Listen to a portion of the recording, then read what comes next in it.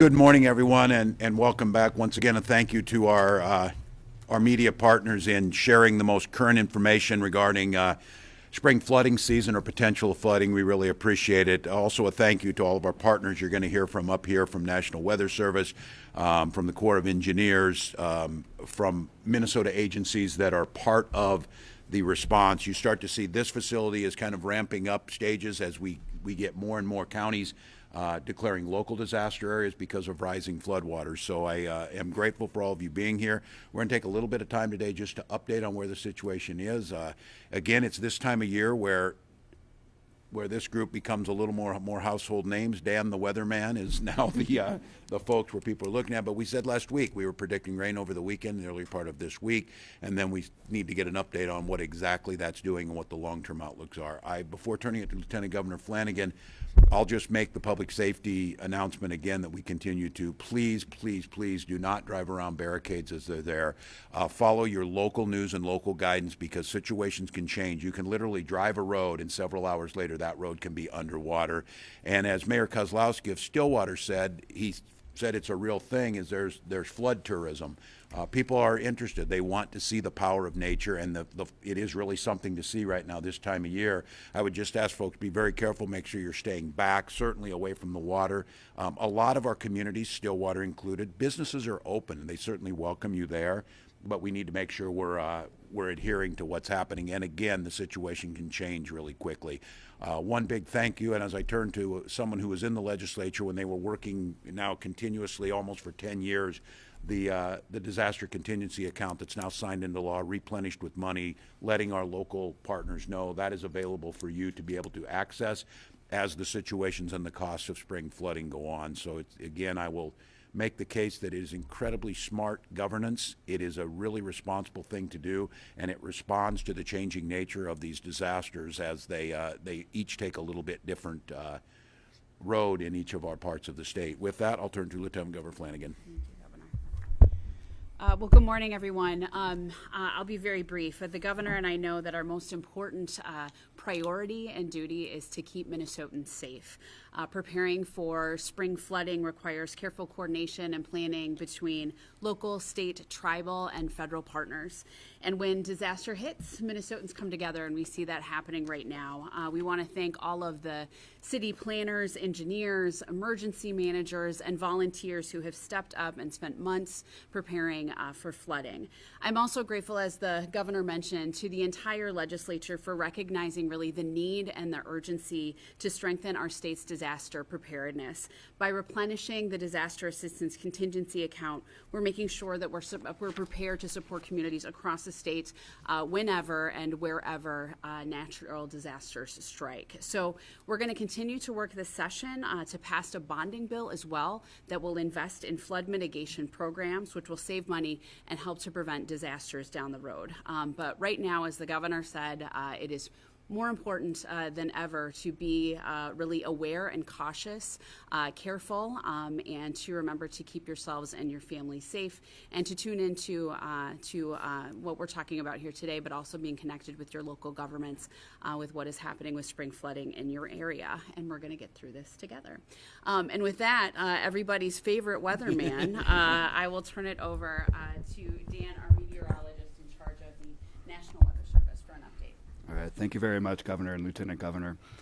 So right now we are entering what we hope to be the peak of this event, which should be occurring over the next week to 10 days.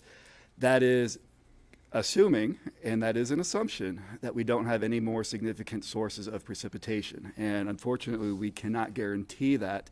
And so I'll go over a little more detail about what we're looking at coming up in the next few days.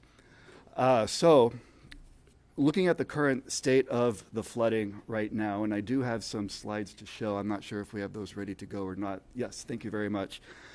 So on the left here is a quick glance at the current state of the rivers. Your oranges being minor flood stage, the red moderate, and we've got a few areas of purple, which is that major flood stage. Generally speaking, the smaller tributaries, smaller rivers have either done their thing or are doing it right now. So all of that snow melt, all of the rain that we've had recently is being channeled through those smaller tributaries, And if they're going to flood, you're seeing it right now. Then what we focus on is as that water gets channeled into the mainstream, the larger stream rivers, that being the Mississippi, St. Croix, Minnesota, and the Red River of the North. Those are the ones that are going to be highly dependent on what we see with this current system, as well as any potential precipitation coming in the week ahead. With what we expect right now, seeing on the image on the right here, you can see a few more of those dots going up into that purple. So a few more locations into that major flood stage. That's going to be mostly on the Mississippi and on the Red River of the North, as well as a few locations on the Minnesota and St. Croix. Looking at the current state of the snowpack, as we know, it's pretty much gone across most of the state with one notable exception, and that is, of course, up along the Red River of the North Basin. There's still some pockets of 1, 2, even 3 inches of water equivalent sitting on the ground in the snowpack up there. And some of that in North Dakota is sitting in the Red River Basin, so some of that will get channeled as it melts, especially once you get below Fargo. So fortunately, we are not looking at a major quick melt event of that snowpack like we saw last week. So we've got good melt conditions for that so far. Taking a look at a few specific river points now, starting at the St. Croix at Stillwater, that has basically leveled off now right around 89 feet. And we do expect that crest to hold steady. This forecast does take into effect the rain that fell last night and what we're expecting tonight. So barring anything unforeseen with the rain that happens tonight, and I will get to that in a minute, we should expect that to remain where it's at, not too much worse, and then gradually falling early next week, again, dependent on anything that falls next week. For the Mississippi River at St. Paul, that one is rising, and it just entered the moderate flood stage overnight, and that will continue to rise well into major flood stage through the weekend into early next week, cresting at about 18 feet. This one, at this point, does bear watching because this is, of course, susceptible to river or rainfall across 2 separate basins, the Minnesota and the Mississippi. And that one, of course, if we get more rainfall than expected, either tonight, tomorrow, or later next week, that could crest up to maybe a foot higher, and or that flood stage could persist longer than what we're currently anticipating. And then getting up to, the Red River of the North, showing here at the Fargo-Moorhead Point. This is the one that probably has the most uncertainty, one, because we do still have that snow on the ground within the basin, and it's quite susceptible to any additional rainfall that falls. Right now, current forecasts at this point have it cresting right at about 34 feet. That, of course, is right when we start to see some serious significant impacts up along the Red River. We cannot rule out, depending on precipitation patterns and the melting pattern of the snow still out there, that this one could go up another foot or slightly higher than what we're currently expecting. So keep that in mind, that this one certainly could rise a little higher, and again, that crest could last a little longer than what this graph depicts. So looking at the precipitation right now, we're looking at 2 systems, one of which we're right in the middle of, and we got some rain last night. We ended up rather fortunate with where that heavier rain and the amounts of rain ended up. The graph on the left is what fell overnight. Those darker greens are getting into around a ½ inch, a little higher, and that fell more in southeast Minnesota. So that avoided a lot of the basins that we're concerned with, and that, of course, will end up emptying into the Mississippi down there. That's not enough rain to cause significant concerns for that point. Now we've got another round coming in tonight and tomorrow. This one, looking at generally ½ inch to an inch, could see some embedded thunderstorms with this one, and those, of course, can create little pockets of heavier rain that are difficult to pinpoint. If we end up with 1.5 inches or more across a large portion of a basin, that could cause those forecast river points to go up a little higher than what I had showed earlier, so we're going to keep a close eye on that. And this graph here, it's just showing the odds, the probability that we could see more than 2 inches of rain tonight. I zoomed in, since it's a little difficult to read there, zoomed in right on the Twin Cities, and you can see that's got 30 to 40% chance that areas around the Twin Cities could see more than 2 inches tonight. So what that is saying is we cannot rule out significant enough rainfall to cause a bump in the rivers, primarily along and downstream of the Twin Cities. So if it were to fall right on the cities, that probably wouldn't have too much of an effect on St. Paul proper. That would be more of concerns downstream. But notice how these probabilities do extend northwestward towards St. Cloud and portions of the Minnesota basin. If this heavier rain does shift further northwest, that then could cause some more significant concerns across the St. Paul vicinity and downstream from there. Looking ahead to next week, there is a system of concern that looks to hit right around Wednesday, Thursday, maybe Friday. When you're that far out, all you can say is it's worth watching. Yesterday when I was looking at it, it looked like an axis of heavy rain, 2-3 inches, could fall up in Minnesota or anywhere as far south as the Ohio River. I checked the new model data this morning, and the trend does seem to be the southward, more toward the Ohio River.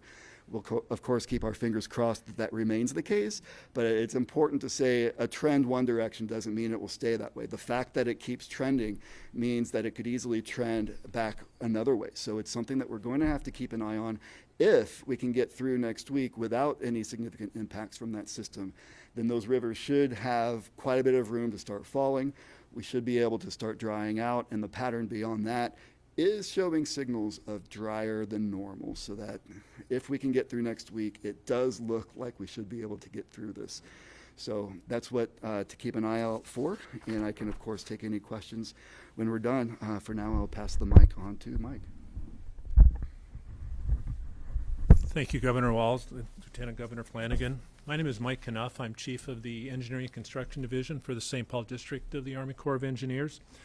Since the onset of spring flooding, the Corps has had flood reconnaissance efforts underway throughout the state in most of our major river basins. And the information that we acquire in this field reconnaissance and this monitoring of the rivers in the region are used by all of our partners at all levels and by our tribes as they prepare for the spring flood runoff and for the flood risk. The reason this information is so important is that, for example, our water managers and our hydraulic engineers use this information to make real-time decisions about reservoir operations to reduce the flood risk and to produce flood area maps that can be used by emergency managers.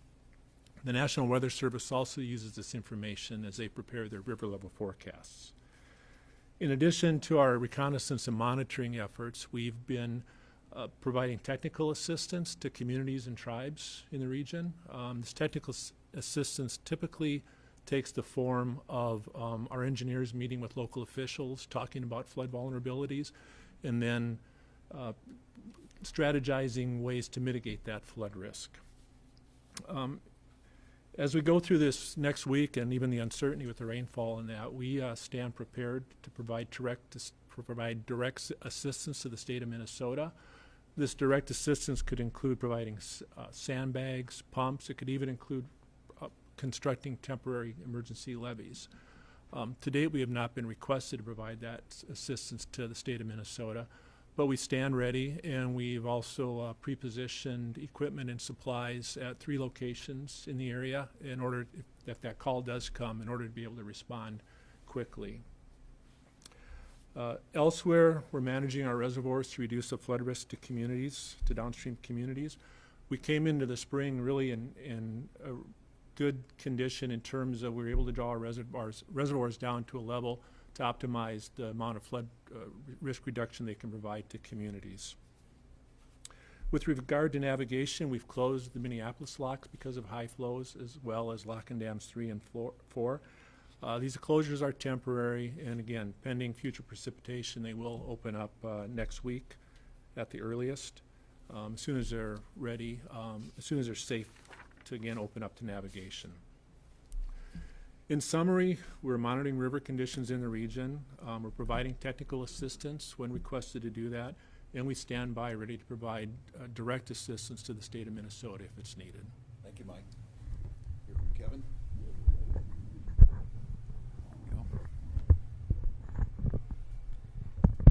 Thank you, Governor. Thank you, Lieutenant Governor. Kevin Reed, the Interim Director for Homeland Security and Emergency Management. And interesting enough, this is Severe Weather Awareness Week, and today's topic was flooding. So it's perfect that we are here today to talk about this.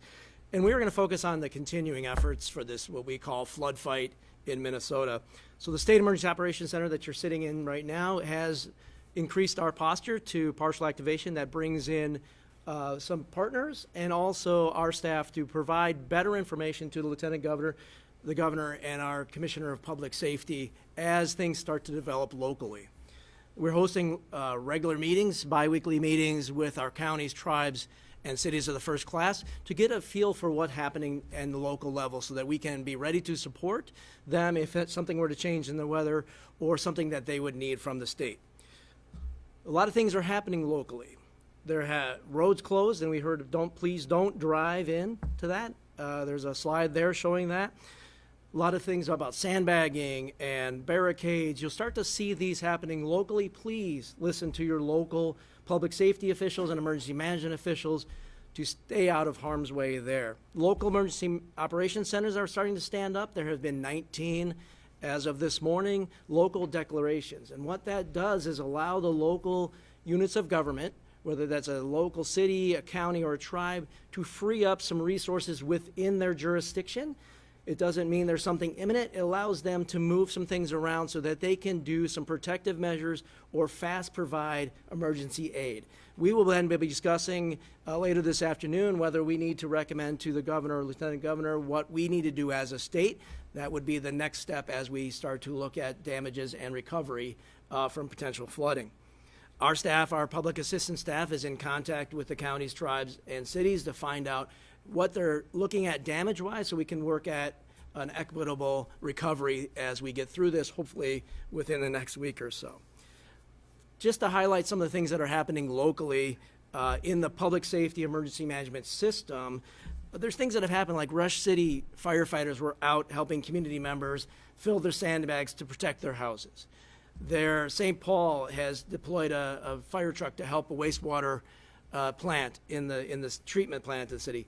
Local police officers and state patrol are helping drivers get around things that MnDOT is also helping on closing of roads or opening of roads that can change, as the governor said, within a matter of minutes.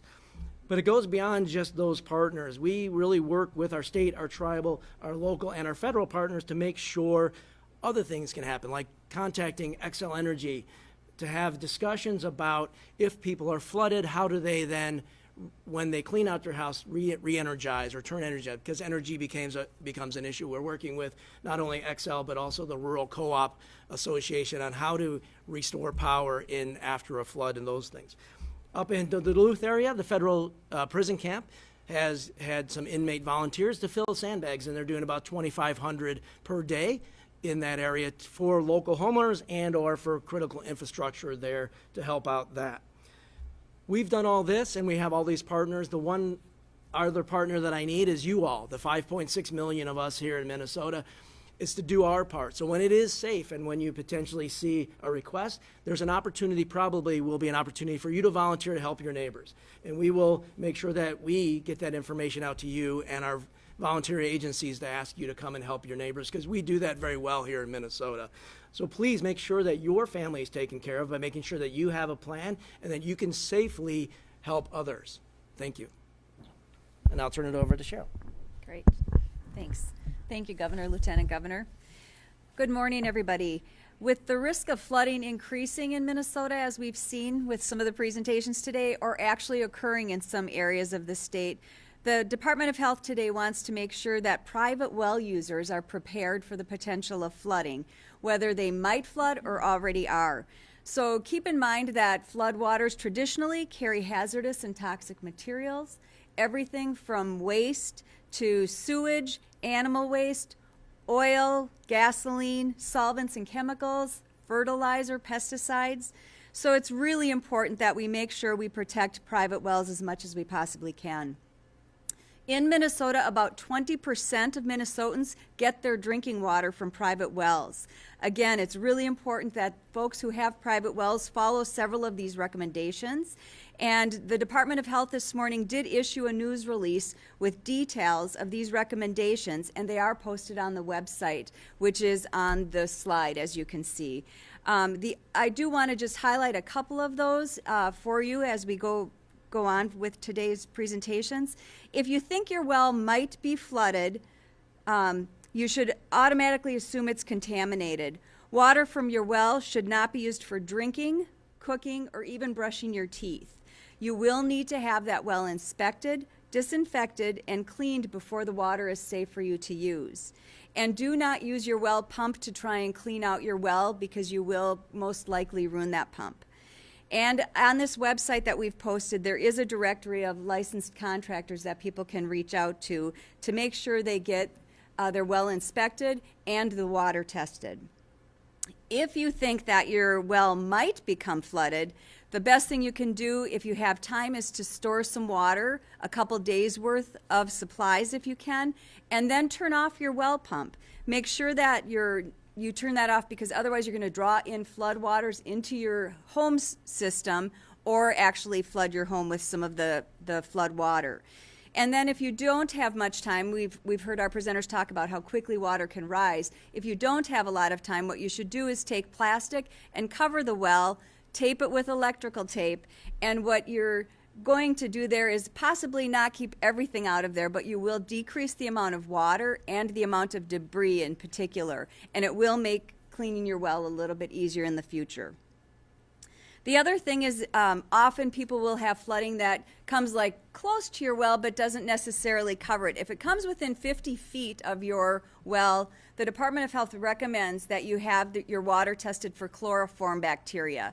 And again, that is for your and your family's safety. So there's things you can do ahead, like if you have notice, get that water stored, and that's one of Kevin's Have a Plan. And then also, if you don't have time, take some quick steps to protect what you can. And again, most importantly, if you've had your well already impacted, go to the website and make sure you get the most accurate information you can. The other thing I want to let folks know is that at the Department of Health, we have staff in regions throughout the state who work daily with our local and tribal public health partners, with the healthcare coalitions around the state, and our long-term care facilities. So the staff from MDH work with them to plan for these sorts of things, whether it's a potential for a long-term care facility evacuation and what we could do to support that, whether it's a healthcare facility, or whether it's your homes that need to have the support. So reach out if you have trouble getting through to the website or to the email. Always you can contact your local public health agency, who will connect you with someone at the Department of Health. So thank you, and stay safe. Thanks, Mrs. Commissioner. I think we'll set up the podium to make ease of questions for the press. Thank you all. It's good to see all of the background partners. Flood insurance, we get DNR out here, floodplain management, and now see Department of Health. Thank you so much.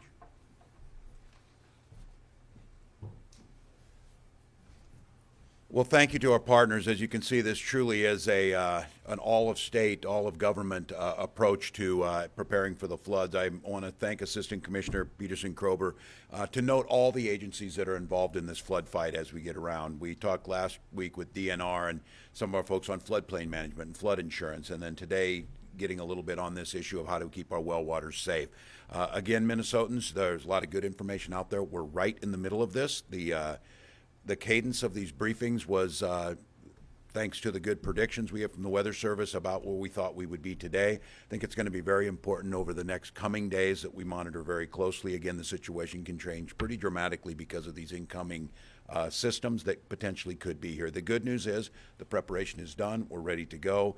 As we up that posture, whether it be in the operation of the Emergency Management Center, or whether it be the posture of pulling in the Corps of Engineers assets and other things we need to do. We're prepared to do that. The system is working as it's designed. These local declarations are simply the process that are going forward. It's not to panic, folks. If it gets to the level where we do a state activation on these, once again, that's the process. So really grateful to the work that's been done here. Grateful to all of, I cannot say this enough, all of the counties out there, emergency managers are the most professional, seasoned folks you'll ever run into. They know how to do this incredibly well. They know their first job is keep folks safe. With that, we'd be glad to take any questions from this group.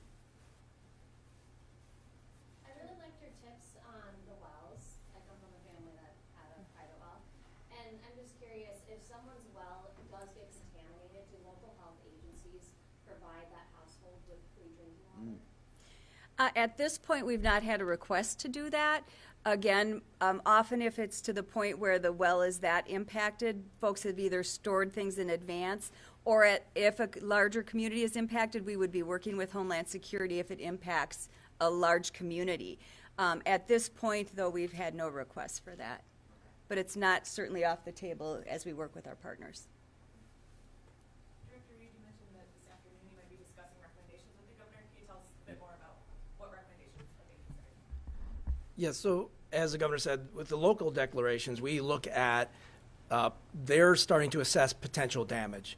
And so we have a threshold to meet with FEMA for a presidential declared disaster. So what we will start to do is start to discuss with the governor's office on where we think we are, what that we would need to do, and what the declaration would do to activate us and provide state assets to respond to support the local. So that's the steps that we take to do that. And that's just the system being the system as we look towards recovery and potentially using, and thanks for the leadership from the governor on the disaster contingency account, whether that becomes from a governor's declared disaster or a presidential declared disaster, we will start those discussions, and that's really what we're doing right now. There's no doubt we got a lot of snow this winter. Are you guys running into anything maybe challenging, out of the ordinary because of all the snow, or is it pretty on brand and normal this season? Seen a lot of ice dams. So yeah, this was quite an abnormal snow season. We ended up with about twice as much as normal. That's a significant amount. The main challenge was how quickly it all melted. Fortunately, we had a lot of antecedent conditions, including the drought from earlier last summer, that really helped that not be quite as bad as it could have been when that all melted. And what the snow melt from this past season is going to do, it's already done, except again for up along the Red River of the North. That's the only location left where we have a little bit left to go. But fortunately, as far as ice dams and that sort of thing, it didn't end up being as bad as it could have been, given how much snow we did have this past year. And talking about the drought, I mean, I know we talked in the fall about Mississippi and how low the river levels were and how you had to make some changes there. How has the drought benefited the Mississippi in particular? Well, it certainly benefited the Mississippi. I mean, we were dealing with low water levels, especially in the lower portion of the Mississippi River. And all the snow that we had this year, as much of a hassle it was, it certainly helped replenish the streams and the Mississippi River as well. So hopefully it'll be very good going forward for navigation. We won't have issues like we had last summer and fall. I think with that said, for some people, this flooding maybe isn't necessarily in context because of how low of a starting point we were at with the drought. Have you ever seen a swing like we've seen from, I mean, we crested at like 7 feet on the Mississippi in St. Paul last year. I mean, have you ever seen a year-to-year swing like we've seen this year? And I'm curious as to just what that means when you look at that data and what it tells you. Yeah, I don't know about so much this year, or I'm not sure about so much up here, but on the lower Mississippi River, 2011 was a huge flood year. That was the year Minot flooded, and we had flooding all through the region up here, and flooding in the lower Mississippi River. And then by 2012, they were in severe drought, similar, almost as bad as they were this year. So yeah, this swing is not that uncommon. And then another question for maybe the two of you. I mean, we're talking about all these numbers, trying to put it in context for folks, right? Are there areas maybe that you're monitoring where, you're seeing, okay, we could potentially see some, homeowners or businesses that are dealing with impacts of floods? I feel like so far it's been pretty minimal here in the Twin Cities. What are the areas maybe you're looking at where people should at least be, alert, like, hey, I could be dealing with some rising water here?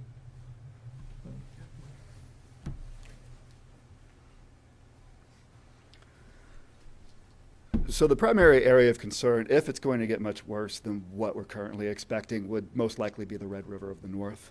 That's the one, it's the duration of that flood event that makes it most susceptible to what is beyond what we can see among the immediate horizon. So Right now, such as Fargo Moorhead, with that expected crest right around 34, 35 feet, we absolutely can't rule out that that could go up to 36, 37, in which case I do know you start seeing some more significant impacts, particularly around the Oslo area and that kind of thing. So I would say that would be the area to keep an eye on for it to be worse impacts than what we're expecting. But I also don't want to make it sound like the other rivers, the Mississippi, St. Croix, and Minnesota, also aren't as susceptible. But fortunately for those, they're just about to go into their crest. Once they start going down, it would take a little bit more to get them much higher impact than what we're currently seeing. Thanks, Dan. I can shed a little bit more local perspective. We are seeing some impacts in the Duluth area from the St. Louis River, so we're hearing from them that there's some roads and culverts that are impacted. Also, the headwaters of the Mississippi up in Big Stone County and that area, and then as we've seen, Red Wing, Hastings, and down there where they're starting to get some overland and some basement start water. So those are what we're sort of watching. And that's the great conversations that we have with the counties twice a week, is to get those impacts so we can start to figure out where we need to recover from there. If I could just add too, I think for folks, it's amazing. Again, I can't say enough about the work folks do, that there's literally binders that trigger when events hit a certain stage, what happens, when the Jersey barrier comes out, when certain things happen.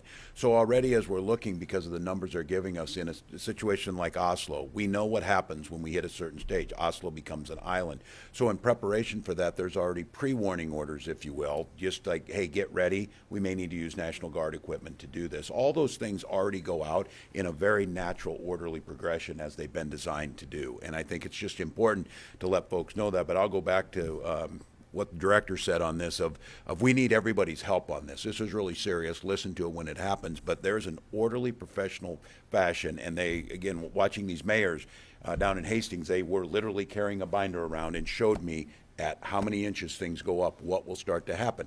First thing down there along the walk along the river, the light posts came out and they capped them. Just out of precaution, and they said by Tuesday it'll be up to here, and then we'll do this. And I think for Minnesotans to know that the professionals are working it, they're doing it, but again, it's going to be dependent on these rainfall events and what happens. So really grateful. We'll keep you posted as far as the briefing cadence. Just stay with us on this. We'll see. I think tonight and tomorrow will give us an idea if we'll be back here this week again on what happens with this rain event, but otherwise we'll plan to come back early next week to be able to update on where we're at. So thank you all. Thanks so much, Ann. Really helpful. Thank you. Really appreciate the brief. It is really interesting. This is what